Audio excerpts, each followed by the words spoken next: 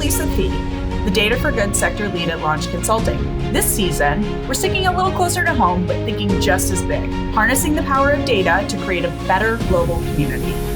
This is Navigating Abroad. My guest on this episode lives at the intersection of wine, art, and data science. Christian Palmaz is the Chief Operating Officer of Palmaz Vineyards and the creator of Felix, a winemaking assistant powered by artificial intelligence. Join us as we talk about how art and technology come together to create magic and maybe the perfect glass of wine. Christian, thank you so much for having us to your beautiful vineyard in Napa, California. It's lovely to have you, Lisa. Thanks for coming. I am so excited to learn more about how you've taken data science and brought it to one of the things that humans have been doing since the beginning of time, winemaking. Do you mind sharing with us a little bit about what you do and maybe in a way that somebody that's not as tech forward would understand? For sure. If you think about wine, it's sort of like a 2-year-long supply chain, right? It starts in the vineyard. You harvest these beautiful grapes, you get them into the winery, you begin this fermentation process, you age them a little bit in the barrels, and then you sit down at a table with lots of glasses and you start to blend things together until you arrive at what you hope approaches excellence, right? These beautiful wines. There's a lot of steps along the way that definitely fall in the camp of art, and there's a lot of steps along the way that definitely fall in the camp of process. And sometimes the line between them is not perfectly defined, but there's definitely a human element to this, and there's definitely an element of quality control, and it's very black and white. But the lovely part of being here is that you have these 64 acres of vines at 3 different elevations, 3 different microclimates. How could we build a facility that would allow the isolation of the terroir level, right? But then have you come in and allow the winemakers to sort of elevate their human element, right? Apply that incredible stylistic intuition and all their years of experience, and not be distracted by the mundane but also very important process controls of, say, fermentation. And so the idea was to build tools that would help the winemakers stay focused on the things that you can't put numbers to, so that we can elevate and control the things that you can. So what I think I'm hearing is you want to leverage the power of machines to be able to do some of those repetitive, tedious tasks that are required to ensure that you have the quality that's required for the winemaker to do their art. Exactly. Take fermentation, for example. So fermentation is a really critical time, right? Grapes come into the tank. We're gonna add a yeast, a biological reactions can convert available sugar to alcohol over a period of time. There's only a window in which all the extractions, all the things you can see, smell, taste, and feel that are going to occur in that time is very dependent on your direction. Being there with a glass in hand to determine, this color is amazing. Why did it come now? Why wasn't it here 3 days ago? Why did this aroma extract now and not this morning? Right? Things are constantly evolving. But at the same time, you have the basic needs of the yeast need oxygen to do their thing. They need available nutrients. There's a converting available sugar to alcohol. And so all of this happens simultaneously. And on top of that, where it happens across multiple fermenters at the same time, it can be overwhelming. And if you, the winemaker, are expected to manage this on too many tanks at the same time, you can begin to get a little bit reserved in your decision-making process, right? So really, the idea of building the Felix system, which stands for Fermentation Intelligent Logic Control System, Felix, what it does is it allows the tank to make decisions on a changing temperature to throttle the fermentation up or down, so that you change the rate of fermentation based on a certain criteria that the winemaker is defining. And that may work very well for certain parts of the fermentation, but other parts, the winemaker might say, this is an incredible moment in the fermentation. I love what the tank is doing. I just want more of this delicious characteristic. And you may just want to hold those conditions. So Felix is there to be your assistant. It doesn't need to sleep, it doesn't get fatigued. It's there with you, it's watching over you, and it allows you to be a little more bold in your decision-making process. So you're unlocking the potential for the subject matter experts, those unique winemakers that you can't replicate, to be able to have those fine-tuned controls to create the palette of exactly what they need to make that masterpiece in a glass. Exactly. I mean, I think that the winemakers have, they have it within them. They can see and they can think about what they want to pull out of, this beautiful vineyard that just ripened perfectly and came in. The challenge is that typically things happen not as planned, right? We've all learned this in the past few years. And so when you brush with disaster, say you get close to a stuck fermentation, and maybe it happened to you a couple times in the past, you tend to become more and more risk adverse, right? There's millions of dollars of wine in the tank. You're getting concerned about, am I potentially repeating a problem I've seen before? And humans are particularly bad at recognizing patterns, right? Okay. But machines are really good at recognizing patterns. And so they don't get tired. They don't get tired. But there's also something the machines can't do, right? It's not very simple to say, have a machine learning algorithm tell you, oh, you're about to have a wonderful aromatic character, right? That's not really what we're trying to solve. What we're trying to solve is we may be approaching a low oxygen or an oxygen deficiency in the fermenter, beware. And I can maybe help you avoid getting close to a problem.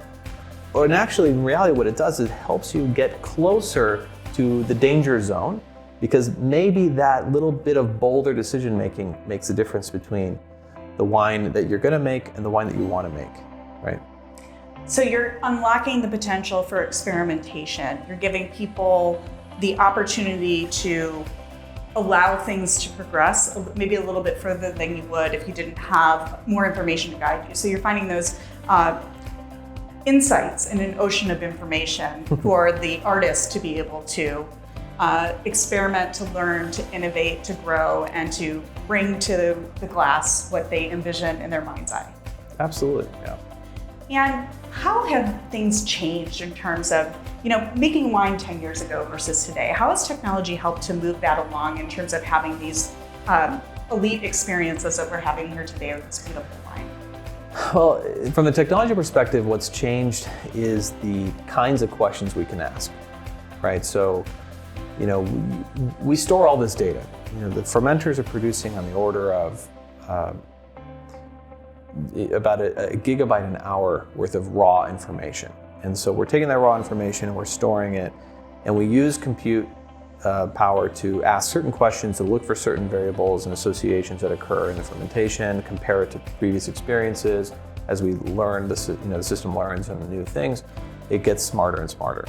But as compute gets more affordable, it gets better, more stronger, more parallelized, we can then ask more complex questions, and also the storage. So the storage gets more available and more cost effective, less reliance on cloud, right? More on-site capabilities. So the kinds of questions you can ask today versus what 10 years ago are drastically different.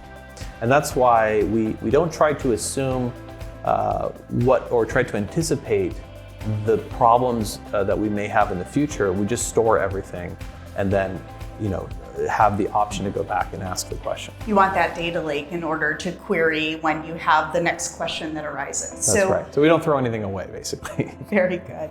What I think I'm hearing there is, over time, you've been able to recognize that we can't anticipate everything that nature's going to throw at us, and we can't anticipate how we're going to need to look at information. So it's about being flexible in your model to be able to take what's open source and available today. Do you mind sharing a little bit of your background about how you got into this process Sure. with us? The reality is I'm kind of a hack of a data scientist. I have a basic computer science background from a long time ago. I taught myself Python, and honestly, I utilized open source tool sets like TensorFlow, for example, to develop the kind of foundation of how Felix works.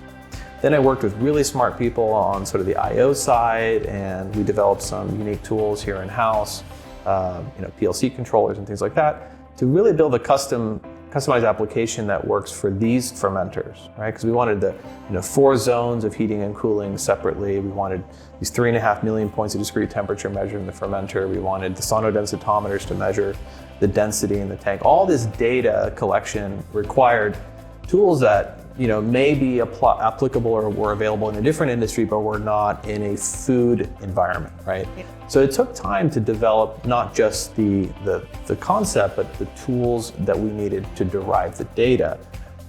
Writing the code and asking the questions was actually the easiest part of all of this. Yeah, oftentimes it can feel really unapproachable to go towards data science, because sometimes the terminology can be a bit complicated. Oh, for sure. When I started writing, when I started working on this sort of the foundational problem, it was in my garage. I was using glass carboys and sawdust and water, which happened to be at the time a good analog, because I wasn't ready to go to grapes yet. That was too expensive to experiment on in case I got it wrong. And at the time it was really important to try to focus on the developmental part and essentially ask the question, will this work? And that's the hardest hurdle. It's just getting beyond gaining the confidence to sort of finally see the path. Oh, like if I do this, this, and this, and this, I can see it working. Yes. That took time. You have to reduce that fear of failure to be willing to take the steps necessary to get close to it, right? Exactly. And it took a lot of help, reaching out. And the neat thing about the internet, I have to say, is that there's an enormous community of people out there willing to help you solve problems. Totally anonymous. Just, I have to say GitHub helped build a lot of this, because there were parts of the problem I just didn't know how to do. And putting it out in the community, and you wake up in the morning and some guy from overseas would suggest a commit. You'd be like, wow, this could work. That was it. And so it was really much that I think really impacted me in terms of deciding how we should then use this information and share it back to the community. I had that same experience in terms of getting into this community of AI, where you realize it is not a solo sport. This is very much a team sport and collaborative. And people that you would think maybe were competitors traditionally, you'd be surprised. They actually work quite a bit together. I know you're leveraging some innovation from the emerging minds in academia and broader than that, in continuing to evolve into new applications for machine learning at your vineyard. Do you mind talking about what you're doing in terms of water conservation? Because I think that's super interesting. Absolutely. Well, from the academic perspective, we're not an academic winery. I don't have 12 PhDs, standing by to write papers and try to ask the next question. So what ended up being sort of, I guess, the next best thing to that was to open source the fermentation data itself and some of the solutions we were working on to the greater, say, enological community, who could then, utilize it and maybe notice some things that we never noticed. And that's been what the result is. We've had a wonderful response from the academic side of the winemaking community, and that's helped us answer the sort of the next level question. So with regards to the water, we talk about wines, and these are an excellent example of how great these wines can be when things go right. But when you ask yourself, okay, well, how do I do better? How do I take this quality and I go a little bit better? The way to think about a winery is not so much of a value add process as it's sort of a value convert. So, the best wine you're ever going to make was defined the day you picked the fruit, right? So the winery is just a magic wand that converts grapes to bottles, right? So if you want to make a better wine, start with better grapes, right? And so we talked about Felix. The second sort of innovation that we decided really needed a lot of attention was the vineyard itself. And traditionally, when we talk about low-tech farming is, you think about these row crop farms where we kind of assume there's homogeneity everywhere, right? And So low tech farming is sort of defined as farming the group to behave as an individual. It's the assumption that I open a valve, I till the soil, I plant the seed. Everything happens, it's the same input response, and I expect the same output. But of course, it doesn't work that way. So high-tech farming, in my opinion, is the opposite, where we farm the individual to behave as a group. So every little plant in the field gets its own farming program. So how do you do that, right? It sounds tedious and complicated, and it is, but it also can create huge amounts of efficiency. So bolting sensors to key specific plants in the vineyard and taking data from those to then assume the rest are doing the same, in my opinion, was not the right solution. So we wanted a macro level data collection tool to then provide a micro level farming input. And so for that, we developed Vigor. So Vigor stands for Vineyard Infrared Growth Optical Recognition. The way it works is we put a little Cessna in the sky, it's a little Cessna 182. On the belly, it has an array of cameras. And those cameras take pictures in varying wavelengths, but mostly in the infrared spectrum. And what we're looking for is we're measuring the amount of sunlight or in that wavelength that reflects off the vine into the camera. And based on that, we can measure the amount of vigor that the plant has. And then we correlate that to soil moisture. So we don't check every location in the field for soil moisture, we just check a few, and then we create an assumption model that then compares that point to others. And then we adjust the irrigation based on a solution map that it produces, and then we track that over time.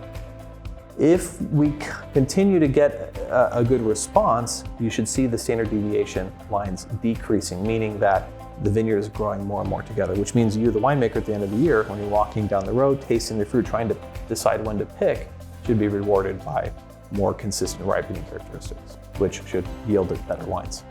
What is your why?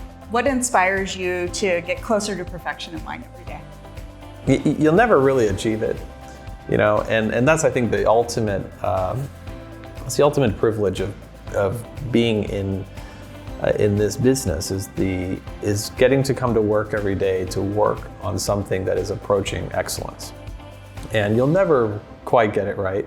Anything you can do to simplify and focus your talents, or the talents of the winemaking team, makes you better. You know, I get the privilege of working with these incredibly talented people like Mia Klein and Tina Mitchell, and that raw, unabashed talent they have, just to see exactly what they're looking for, that confidence, it comes from decades and decades of experience. And so what I like to do is try to build tools that unlock these people's potential. So you're trying to give them the best raw materials possible to build a masterpiece. So we don't want to be modifying the ingredients along the way. And so that's where technology can really help us. We can help monitor, protect, surround the process.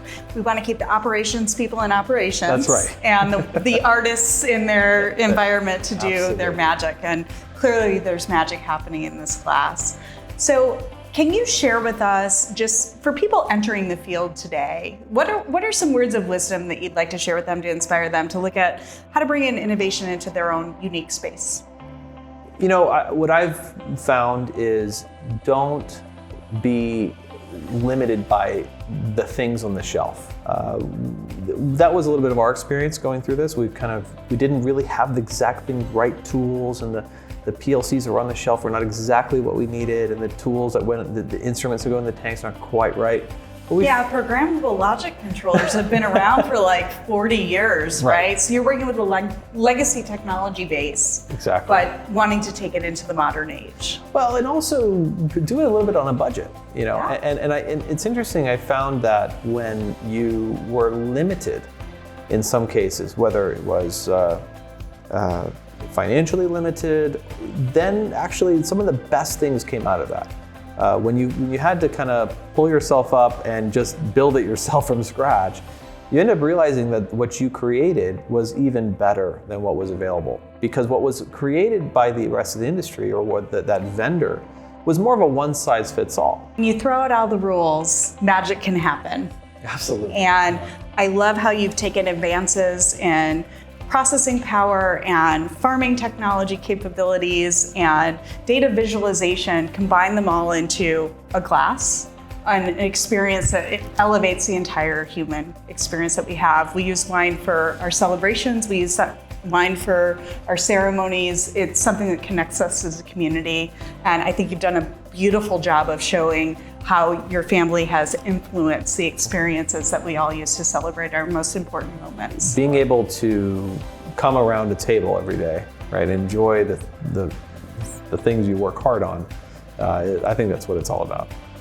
For those that want to follow your journey, maybe participate in helping to expand some of the code base that you've open sourced on GitHub, do you mind sharing with our audience where they can find more information and follow you? Yeah, honestly, our blog is a pretty good place to start. And so palmazvineyards.com, and you can follow along our blog. There's our website's really interesting because you can deep dive into the wines. You can study the weather. You can, we like to share too much.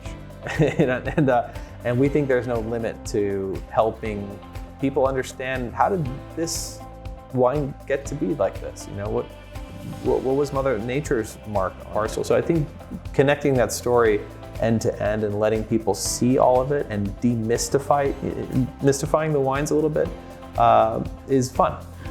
I love the themes that you brought through around, instead of looking at a piece of land and farming for the masses, you're going down to the individual level. And I hear that you're doing that for your customers as well.